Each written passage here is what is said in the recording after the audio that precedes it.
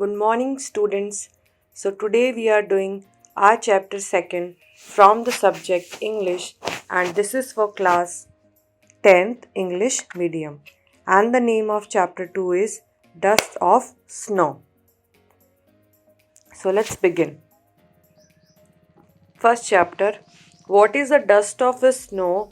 What does the poet say has changed his mood? How has the poet's moods changed? Dust of snow का मतलब क्या होता है, poet का mood कैसे चेंज हुआ था और किस वजह से चेंज हुआ था. So the answer for it is the fine particles of snow is called the dust of snow. जो स्नो के छोटे छोटे दाने होते हैं उन्हें डस्ट ऑफ स्नो कहते हैं.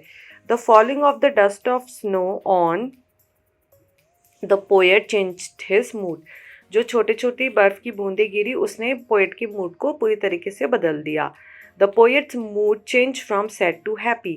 तो अगर वह दुखी था, स्नो देख के वह खुश हो गया. Second question is how does Frost present nature in this poem. The following question में help you to think of an answer. Frost का जो एक मौसम आता है वो किस प्रकार का दर्शाया गया है इस पोएम में. Answer. What are the birds that are usually named in poem? Do you think a crow is often mentioned in these poems? What images come to your mind when you think of a crow? क्या इस कविता में किसी crow का जिक्र हुआ है और क्या आपके दिमाग में आता है जब आप किसी क्रो के बारे में सोचते हैं. Answer. Poets usually uses the name of those birds that bring beauty in the poem such as nightingales, sparrow, etc. बिल्कुल. जो पोएट्स होते हैं अक्सर कर इन्हीं पक्षियों के बारे में चर्चा करते हैं अपने पोएम में.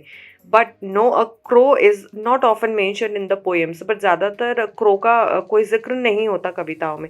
Thinking of a crow brings very depressing and sad pictures to our mind. क्योंकि क्रो के बारे में सोचने से हमारे माइंड में थोड़ी डिप्रेसिंग पिक्चर्स क्रिएट होते हैं.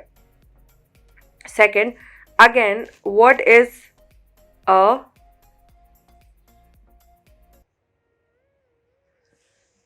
Again, what is a hemlock tree?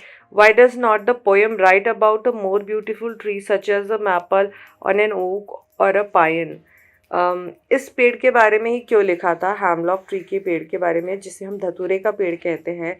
बाकी के अच्छे अच्छे जो पेड़ होते हैं उनके बारे में क्यों नहीं जिक्र हुआ, जैसे कि चिनार का, शाल का पेड़. So the answer for it is a hemlock tree is a poisonous plant. जो धतूरे का पेड़ होता है वो कैसा होता है, पॉइजनस प्लांट होता है, विथ वाइट फ्लावर्स जिसमें सफ़ेद कलर के फूल होते हैं.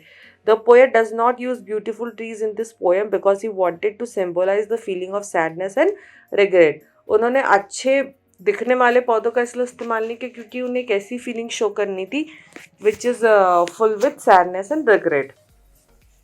Third, what do the crow and hemlock represent, joy or sorrow?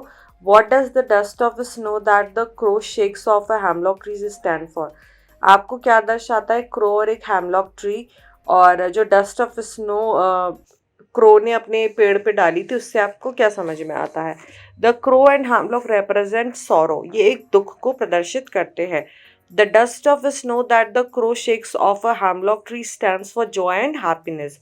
पर जो डस्ट ऑफ स्नो ने आई मौसम में वो जॉय और खुशी लेकर आई. कौवा और धतूरा दुख को प्रदर्शित करते हैं. कौवे द्वारा धतूरे के पेड़ को हिलाकर गिराई गई बर्फ की धूल आनंद और खुशी की प्रतीक है. Have there been times when you felt depressed और hopeless? Have you experienced a similar moment that change your mood that day? आपने क्या कभी लाइफ में डिप्रेस और होपलेसनेस को फील किया है? Have you experienced a similar moment that changed your mood that day? और उससे आपका मूड कभी बदला हो. So the answer for it, yes I have experienced a similar moment that change my mood that day. और कुछ एक ऐसा हो जाता है जिससे हमारा mood all of a sudden change हो जाता है. For example, last year when my result declared I was failed. I felt depressed and hopeless, but when I applied for rechecking I passed. It bot me Joy and happiness.